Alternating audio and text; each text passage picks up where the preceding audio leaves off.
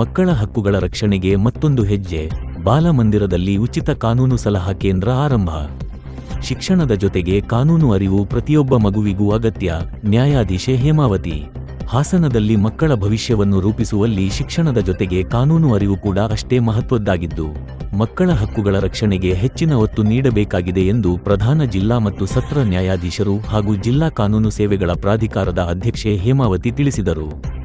ನಗರದ ಎಂಜಿ ರಸ್ತೆಯಲ್ಲಿರುವ ಮಕ್ಕಳ ಕಲ್ಯಾಣ ಸಮಿತಿ ಬಾಲಕರ ಬಾಲಮಂದಿರದಲ್ಲಿ ಜಿಲ್ಲಾ ಕಾನೂನು ಸೇವೆಗಳ ಪ್ರಾಧಿಕಾರ, ಜಿಲ್ಲಾ ವಕೀಲರ ಸಂಘ, ಜಿಲ್ಲಾ ಮಕ್ಕಳ ರಕ್ಷಣಾ ಘಟಕ ಹಾಗೂ ಮಕ್ಕಳ ಕಲ್ಯಾಣ ಸಮಿತಿಯ ಸಂಯುಕ್ತ ಆಶ್ರಯದಲ್ಲಿ ನಡೆದ ಕಾರ್ಯಕ್ರಮಕ್ಕೆ ನ್ಯಾಯಾಂಗ, ಕಾನೂನು ಹಾಗೂ ಮಕ್ಕಳ ಕಲ್ಯಾಣ ಇಲಾಖೆಯ ಸಂಯುಕ್ತಾಶ್ರಯದಲ್ಲಿ ಬುಧವಾರದಂದು ಬೆಳಿಗ್ಗೆ ನಡೆದ ಮಕ್ಕಳ ಹಕ್ಕುಗಳ ರಕ್ಷಣೆ, ಉಚಿತ ಕಾನೂನು ನೆರವು ಮತ್ತು ಶಿಕ್ಷಣದ ಮಹತ್ವದ ಕುರಿತು ಜಾಗೃತಿ ಮೂಡಿಸುವ ಉಚಿತ ಕಾನೂನು ಸಲಹಾ ಕೇಂದ್ರ ಉದ್ಘಾಟನೆ ನೆರವೇರಿಸಿ ಮಾತನಾಡಿದ ಜಿಲ್ಲಾ ನ್ಯಾಯಾಧೀಶರು, ಸಮಾಜದಲ್ಲಿ ಪ್ರತಿಯೊಬ್ಬ ವ್ಯಕ್ತಿಯೂ ಸಮಾನ ಹಕ್ಕುಗಳನ್ನು ಹೊಂದಿದ್ದು, ನ್ಯಾಯ, ಸಮಾನತೆ ಮತ್ತು ಮಾನವೀಯ ಮೌಲ್ಯಗಳನ್ನು ಗೌರವಿಸುವ ಮನೋಭಾವವನ್ನು ಬಾಲ್ಯದಿಂದಲೇ ಬೆಳೆಸಿಕೊಳ್ಳಬೇಕು.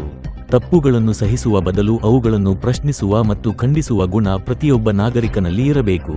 ಸಂವಿಧಾನವು ನೀಡಿರುವ ಹಕ್ಕುಗಳ ಜೊತೆಗೆ ಕರ್ತವ್ಯಗಳನ್ನು ಸಹ ಪ್ರತಿಯೊಬ್ಬರೂ ಅರಿತು ಪಾಲಿಸಿದಾಗ ಮಾತ್ರ ಉತ್ತಮ ಸಮಾಜ ನಿರ್ಮಾಣ ಸಾಧ್ಯ ಎಂದರು. ಬಾಲಮಂದಿರಗಳಲ್ಲಿ ಆಶ್ರಯ ಪಡೆದಿರುವ ಮಕ್ಕಳು ಶಿಕ್ಷಣ, ಆರೋಗ್ಯ ಮತ್ತು ರಕ್ಷಣೆಯಂತಹ ಮೂಲಭೂತ ಹಕ್ಕುಗಳಿಂದ ವಂಚಿತರಾಗಬಾರದು. ಸರ್ಕಾರವು ಅವರಿಗೆ ಉತ್ತಮ ಶಿಕ್ಷಣ ಹಾಗೂ ಅಗತ್ಯ ಸೌಲಭ್ಯಗಳನ್ನು ಕಲ್ಪಿಸುತ್ತಿದ್ದು, ಪ್ರತಿಯೊಬ್ಬ ಮಗುವೂ ವಿದ್ಯಾವಂತರಾಗಿ ಸ್ವಾವಲಂಬಿ ಜೀವನ ರೂಪಿಸಿಕೊಳ್ಳಬೇಕು.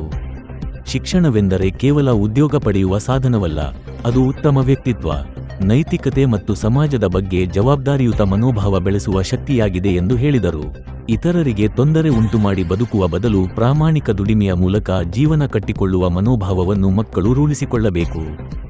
ಜೀವನದಲ್ಲಿ ಎದುರಾಗುವ ಸಮಸ್ಯೆಗಳಿಗೆ ಕಾನೂನುಬದ್ಧ ಪರಿಹಾರಗಳನ್ನು ತಿಳಿದುಕೊಳ್ಳುವುದು ಅಗತ್ಯವಾಗಿದ್ದು, ಅದಕ್ಕಾಗಿ ಈ ಉಚಿತ ಕಾನೂನು ಸಲಹಾ ಕೇಂದ್ರ ನೆರವಾಗಲಿದೆ ಎಂದು ಸಲಹೆ ನೀಡಿದರು. ನೀವು ಮತ್ತು ನಾವೆಲ್ಲರೂ ಒಂದೇ ಸಮಾನ, ಅರ್ಥ ಆಯ್ತಲ್ವಾ? ತಪ್ಪು ಅಂತ ಕಂಡು ಬಂದಾಗ ಪ್ರಶ್ನೆ ಮಾಡ್ಬೇಕಂತ ನಿಮ್ಮ ಹಕ್ಕು, ಅರ್ಥ ಆಯ್ತಲ್ವಾ? ಜವಾಬ್ದಾರಿಗಳು ಅಷ್ಟೇ ಇದೆ, ಹಕ್ಕನ್ನು ಕೇಳ್ಕೊಂಡು ಜವಾಬ್ದಾರಿಗಳನ್ನ ನಿರ್ವಹಿಸಬೇಕು. ಅದು ಸಂವಿಧಾನ ಕೊಟ್ಟಿರೋದ್ರಿಂದ ಜವಾಬ್ದಾರಿಗಳು ನಮಗೆ. ಇಲ್ಲಿ ಏನಂತ ಹೇಳಿದ್ರೆ, ಉಚಿತ ಕಾನೂನು ಸಲಹಾ ಕೇಂದ್ರ ಉದ್ಘಾಟನೆ. ಬಹುಶಃ ನಿಮ್ಗೆ ಅರ್ಥ ಆಗ್ಲಿಕ್ಕಿಲ್ಲ, ನನ್ನ ಮಾತಿನಲ್ಲಿ 2 ಮಾತುಗಳನ್ನು ಹೇಳಕ್ಕೆ ಇಷ್ಟಪಡ್ತೀನಿ. ಎಷ್ಟು ಜನ ತಂದೆ ತಾಯಿ ಇರೋರಿದ್ದೀರಿ ಇಲ್ಲಿ? ಎಲ್ಲಿದ್ದಾರೆ? ಊರಲ್ಲಿದ್ದಾರ? ಹೌದಲ್ವಾ? ಊರಲ್ಲಿದ್ದಾರೆ, ಕರೆಕ್ಟ್. ಒಂದು ವೇಳೆ ನೀವು ತಂದೆ ತಾಯಿಯ ಬಳಿಯಲ್ಲಿದ್ದರೆ ನಿಮಗೆ ಶಿಕ್ಷಣ ಸಿಗ್ತಾ ಇರಲಿಲ್ಲ, ಗೊತ್ತಿಲ್ಲ, ಹೌದಲ್ವಾ? ಕರೆಕ್ಟ್, ಒಪ್ಕೋತೀರಾ? ಹೌದಲ್ವಾ? ಇಲ್ಲಿ ಶಿಕ್ಷಣ ಸಿಗ್ತಾ ಇದ್ದಾನೆ. ಇದು ಸರ್ಕಾರ ಮಾಡಿರುವಂತಹ ಒಂದು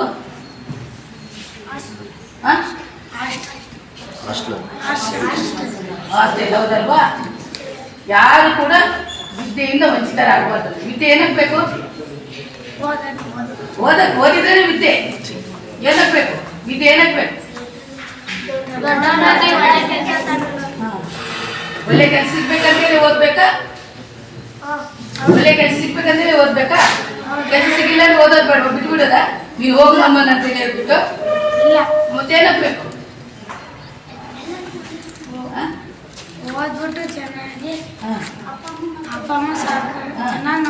ಒಳ್ಳೆಯ ಪ್ರಜೆ ಆಗ್ಬೇಕು ಅಲ್ವಾ? ಒಳ್ಳೆಯ ವ್ಯಕ್ತಿ ಆಗ್ಬೇಕು. ವಿದ್ಯೆ ಸಿಕ್ಕಿದ್ರೇನೆ ಎಲ್ಲರೂ ಗೌರವ ಕೊಡೋದು. ಉದ್ಯೋಗ ಇದ್ರೆ ಗೌರವ ಕೊಡೋದು ಬೇರೆ. ನಮ್ಮ ಯೋಗ್ಯತೆಗೆ ತಕ್ಕಂತೆ ನಾವು ಬದುಕಲಿಕ್ಕೆ ಯಾವ ರೀತಿಯಲ್ಲಿ ಇಷ್ಟೇ ನಾವು ಬದುಕಬೇಕು, ಅದಕ್ಕೆ ತಕ್ಕಂತೆ ಯಾವ ಕೆಲಸವನ್ನು ಬೇಕಾದ್ರೂ ಮಾಡ್ಬೋದು. ಇನ್ನೊಬ್ಬರಲ್ಲಿ ಕೀಳು ಮಟ್ಟದಲ್ಲಿ ನೋಡಿದ್ರು ಪರವಾಗಿಲ್ಲ. ನಾವು ನಿಯತ್ತಾಗಿ ಯಾರಿಗೂ ತೊಂದರೆ ಆಗೋ ರೀತಿಯಲ್ಲಿ ದುಡಿ ಯಾವ ರೀತಿಯಲ್ಲೂ ಬೇಕಾದ್ರೆ ಸಂಪಾದನೆ ಮಾಡ್ಬೋದು. ಬಟ್ ಒಳ್ಳೆಯ ಪ್ರಜೆ ಆಗಿರಬೇಕು, ಸಮಾಜಕ್ಕೆ ಒಳ್ಳೆಯ ವ್ಯಕ್ತಿ ಆಗಿರಬೇಕು, ತಂದೆ ತಾಯಿ ನೋಡ್ಕೋಬೇಕು. ಅದಕ್ಕೆ ವಿದ್ಯೆ ಬೇಕು. ವಿದ್ಯೆ ಇದನ್ನೇ ಗೊತ್ತಾಗೋದು, ಹೀಗೆ ಅಂತ ಹೇಳ್ಬೇಕು. ಈಗ ನೀವೇನಾದ್ರು ಕೆಲಸಕ್ಕೆ ಹೋಗ್ಬಿಟ್ಟಿದ್ರೆ ಗೊತ್ತಾಗುತ್ತೆ, ಏನಾದ್ರು ಹೇಗಿದೆ ಅಂತ ಗೊತ್ತಾಗೋದಿಲ್ಲ ಅಲ್ವಾ? ಪುಸ್ತಕದಲ್ಲಿ ಏನು ಗೊತ್ತಾಗಲ್ಲ, ಶಾಲೆಯಲ್ಲಿ ಏನು ನಡೀತಿದ್ರೆ ಗೊತ್ತಾಗಲ್ಲ, ಕರೆಕ್ಟ್ ಅಲ್ವಾ? ಸೊ ಹಾಗಾಗಿ ವಿದ್ಯೆ ಬರೀ ಒಳ್ಳೆಯ ಕೆಲಸ ಅಂತ ಹೇಳಲ್ಲ, ಸಮಾಜ ಒಳ್ಳೆಯ ವ್ಯಕ್ತಿ ಆಗಿರ್ಲಿಕ್ಕೆ ಇರಬೇಕು.